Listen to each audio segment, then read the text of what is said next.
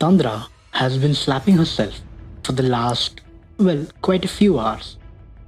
It's the seventh night of her sleepless streak, because maybe she's not so well. Tandra is an office staff in a small subdivision hospital. She wakes up with a jerk. It was a bad dream, she thinks. A man went to sleep at night and landed in a vegetative state in the morning. As Tandra was passing by the local market, she was thinking about this. To say the truth, she herself was fairly surprised. What landed the patient into a coma? What is the story after this? Excited to know, right? Okay, here we go. Hello everybody, welcome to Radio Nitroz Mastika. I am Aj Shivangshu and I'm back with the last episode of a super thrilling podcast, A Nightmare on Elm Street. So, are you ready to know the thrilling climax? So, let's begin. Part 5. Tandra is smeared in blood.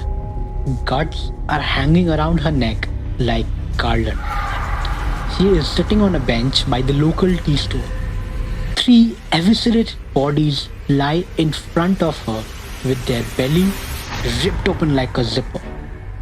As she thinks of herself holding the knife like a pen and moving it smoothly against the 3 bellies one at a time, a smile surfaces across her face. She throws the hanging ends of the cuts around her neck like a scarf and tucks the streak of her hair falling over her face behind her ear. Part 6. 3 new patients have turned up in the hospital in coma today. They went to sleep alright, but ended up in the morning like logs of wood. Tandra feels a shiver run down her spine as she hears the news. She mops her mouth with her towel handkerchief, beads of perspiration trickling down her face. Winding up her work for the day, as she walks out of the office, she is drenched in sweat. Her kameez is plastered on her back, revealing the contour of her innerwear. As she passes the gate, the watchman ensures he gathers an eyeful of her bag to satisfy his perversion for the rest of the week.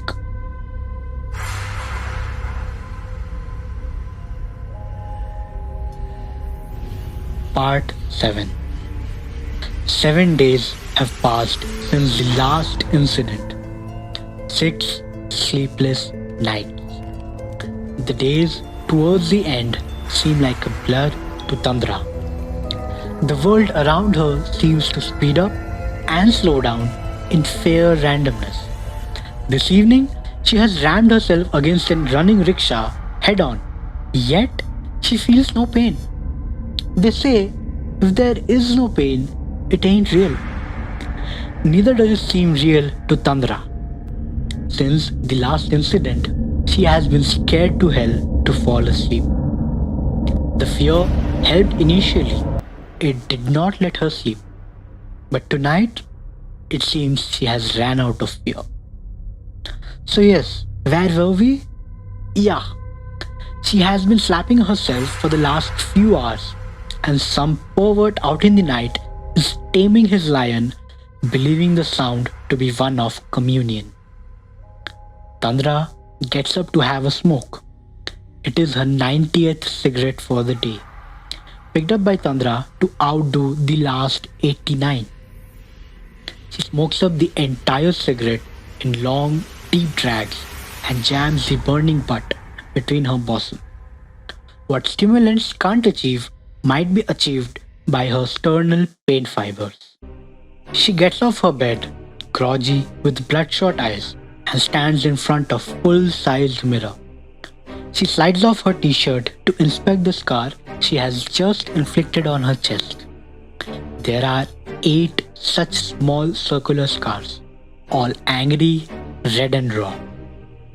She has got to do something to distract herself from sleeping.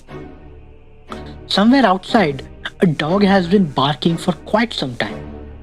Wondering there might be a thief, she fetches the iron pole with a hook in front, the one she uses to fetch flowers from her garden.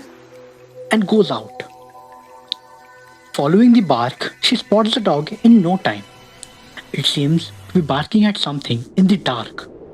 As she tiptoes towards the animal, it turns to look towards her.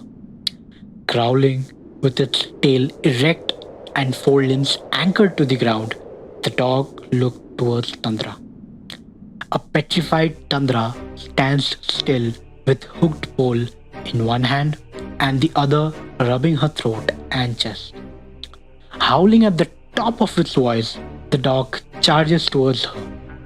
Unable to decide what to do, Tundra stands still for a while, and as the dog almost pounces on her, she swings the pole and hits the animal on its head.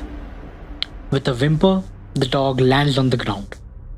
Tundra, with the hooked pole grabbed firmly between her hands, rams it down the animal's head. Once, twice, thrice. She stops for a moment.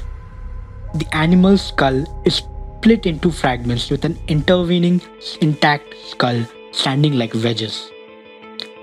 Tundra leans toward the dog with barely a few inches gap between her nose and the pulverized head.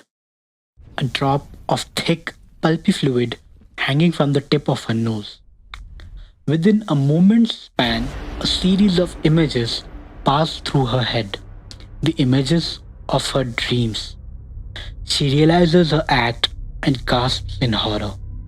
Her knees buckle and her hands start trembling like an engine on ignition. A sharp pain shoots through her chest to her left shoulder and runs along the left arm. She gasps for air and faints. Working on an anonymous tip, the police break into Tundra's house and find her sleeping in her bed.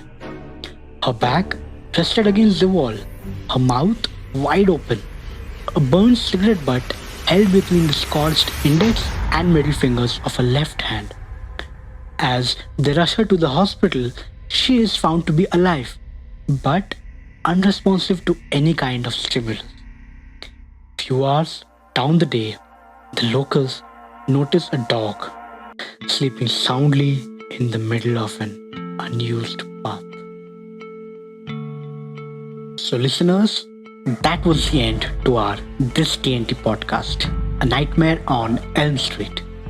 Now before signing off, I would like to thank all the listeners on behalf of the entire Radio Nitroz community.